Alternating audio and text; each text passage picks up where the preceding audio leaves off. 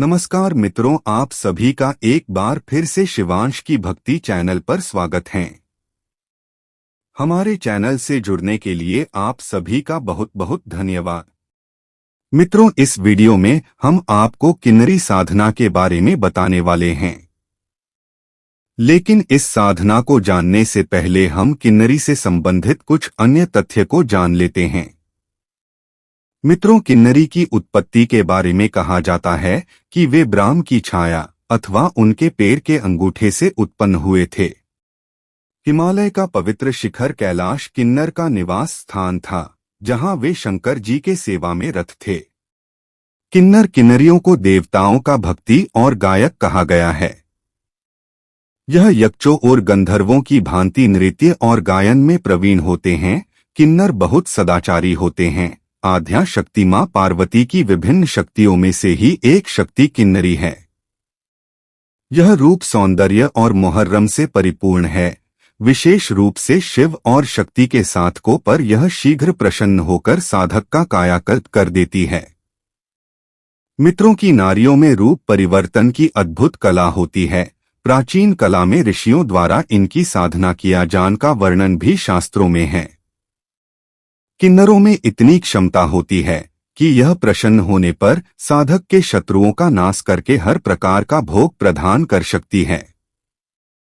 इनकी साधना मां, बहन, पत्नी और प्रेमिका के रूप में की जा सकती है।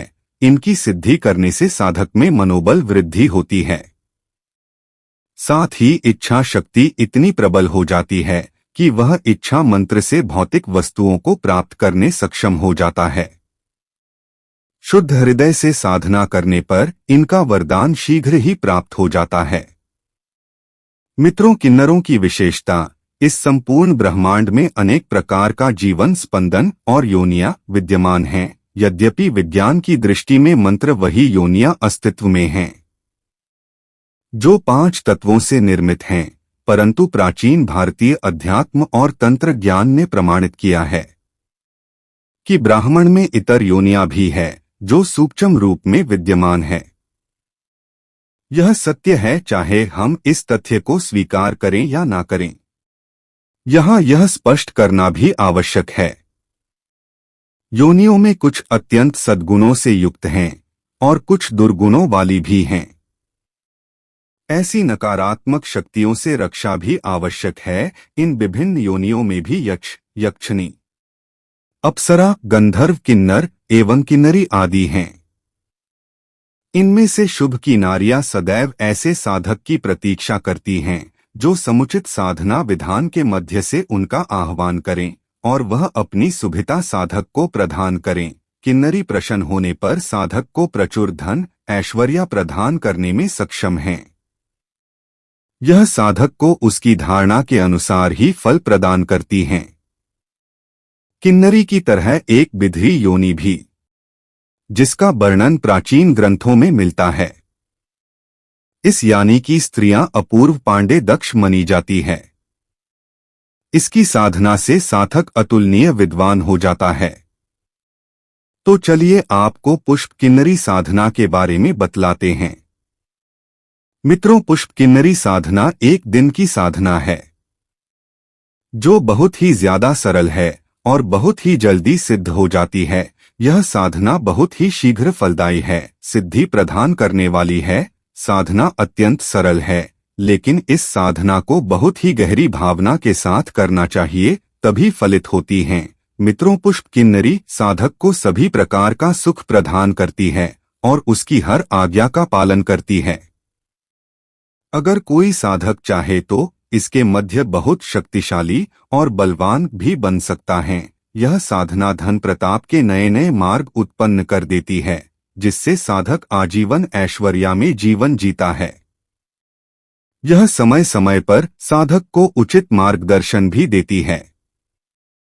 साधक के विपत्ति के समय यह किन्नरी उसका पूर्ण सहयोग करती है। यह बहुत ही शांत किन्नरी साधक काल के क्षेत्र से जुड़ा हुआ है, तो यह साधक को उस क्षेत्र में दक्ष बना देती है। यह कभी भी साधक के साथ विश्वासघात नहीं करती हैं। लेकिन फिर भी साधना पूर्ण होने पर जब यह आपको दिखाई दे तो आप इसे वचनबद्ध जरूर करें। साधना में लगने वाली सामग्री। मित्रों, इसमें आपको गुलाबी रंग के धारण करने वाले एक वस्त्र की जरूरत पड़ेगी। गुलाबी आसन, सुगंधित पान, पुष्प, किन्नरी सिद्धमाला, शुद्ध घी, अगरबत्ती, केसर, चावल, आम की लकड़ी की चौकी। साधना विधि। मित्रों, किसी भी शुक्ल पक्ष के शुक्रवार को, यानी जिस दिन शुक्ला पक्ष हो और उस दिन शुक्रवार हो, इस दिन रात्रि 10 बजे के बाद यह साधना प्रारंभ करना है। सबसे पहले चौकी को गंगा जल से धोकर लकड़ी की चौकी पर गुलाबी रंग का नया वस्त्र बढ़ा दें। अब वस्त्र पर हल्दी से रंगे हुए चावल की सहायता से अष्टद कमल का निर्माण करें। उसके मध्य में यानी अष्टदल के बीच में उसे किन्नरी यंत्र स्थापित करें और घी का दीपक जलाकर दीपक से प्रार्थना करें कि आप पूजा कर्म के साक्षी हैं, आप देवी रूप हैं, आप दुख नाशक हैं, इसलिए जब तक मैं साधना कर रहा हूँ आप स्थिर रहने की कृपा करें। इससे पहले आपको गुरु पूजन और गणेश जी पूजन कर लेनी चाहिए। इतना करने के बाद दिए जा रहे मंत्र का ध्यान करना चाहिए। मंत्र इस प्रकार है, पुष्पकिन्नरी वशमाने श्री। मित्रों, इस मंत्र की कम से कम 21 माला जप करें। जप के अंत में जब किन्नरी आ जाए तो पहले उसे रखे हुए पान में से आधा पान खिलाएं और आधा पान खुद खा लो। उसके बाद उससे वचन लेकर वहां आपके आदेश का पालनपुर करेगी और जब भी आप उसे बुलाएंगे वह प्रकट हो जाएगी। हो सकता है वह कोई मंत्र भी आपको दे। साधना के अगले दिन बची हुई सभी सामग्री को बहते जल में प्रवाहित कर दें।